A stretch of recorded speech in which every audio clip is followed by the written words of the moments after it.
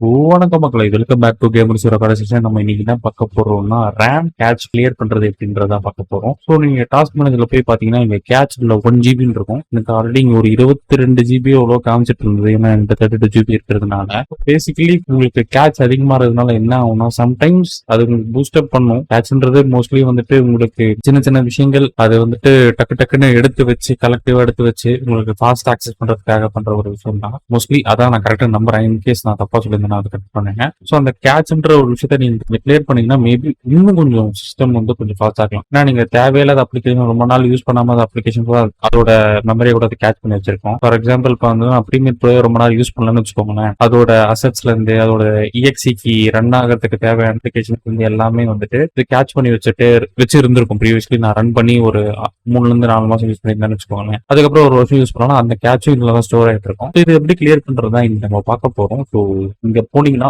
RAM map அப்படின்னு ஒன்று இந்த மைக்ரோசாஃப்ட் கொடுத்துருப்பாங்க. ஸோ அதை போய் நீங்க டவுன்லோட் பண்ணிட்டீங்கன்னா டவுன்லோட் ஆகிடும். இந்த டவுன்லோட் கிளிக் பண்ணாலே ஆட்டோமேட்டிக் டவுன் ஆகிடும். ஸோ அதை டவுன்லோட் பண்ணதுக்கு அப்புறம் ஸோ ஒரு எக்ஸ்ட்ராக்ட் ஃபைல் இருக்கும். அதை நீங்க எக்ஸ்ட்ராக்ட் பண்ணோன்னே இந்த ரேம் மேப் டிஎக்சி ரேம் மேக்ஸ் 64 மாதிரி 3 வரும். ஸோ 32 பிட் இருக்கவங்க இதை யூஸ் பண்ணிக்கலாம், பியூர் பிட் இருக்கவங்க இதை யூஸ் பண்ணிக்கலாம். ஸோ நான் இதை டபுள் கிளிக் பண்றேன்னு வச்சுக்கோங்களேன். ஸோ இப்படி இது மாதிரி வரும். ஸோ இது மாதிரி வரும்போது அது ப்ராசஸ் பண்ணும், இதுல என்னென்ன இருக்கு, ஸோ எவ்வளோ வந்து ஆக்டிவ்ல இருக்கு, எவ்வளோ ஸ்டாண்ட் பைல இருக்குன்ற மாதிரி அது காமிக்கும். ஸோ நம்ம இங்க பார்த்தோம் பாத்தீங்களா 1.7 GB கேட்ச் இப்போ இருக்கு. ஸோ மோஸ்ட்லி ரொம்ப நாள் நீங்க யூஸ் பண்ணிட்டு இருந்தீங்கன்னா ஸோ அதிகமாவே இருக்கும். Depends upon the RAM size. நீங்க எவ்வளோ ரேம் சைஸ் யூஸ் பண்றீங்களோ அதுக்கேற்ற மாதிரி உங்களுக்கு வந்துட்டு இது என்ன சொல்றது கேட்ச் பிடிச்சிருக்கும். ஒரு 16 GB யூஸ் பண்ணீங்கன்னா ஒரு 9 to 10 இல்ல 11 GB வரைக்கும் கேட்ச் ஆகிருக்கும். அந்த மாதிரி கண்டிஷன்ஸ்ல நீங்க வந்து எம்டின்ற ஒரு விஷயத்தை கிளிக் பண்ணிட்டு எம்டி ஸ்டாண்ட் பை லிஸ்ட்னு கொடுத்தீங்கன்னா ஸோ இது வரைக்கும் ஸ்டாண்ட் பைல அதை கேட்ச் பண்ணி நீங்க எப்பயாச்சும் யூஸ் பண்ணுவீங்கன்னு சொல்லிட்டு அந்த கியூல வச்சிருக்கோம். அந்த தேவையான எசென்ஷியலான அசட்ஸோ அதுக்கு தேவையான டிஎல் ஃபைல்ஸோ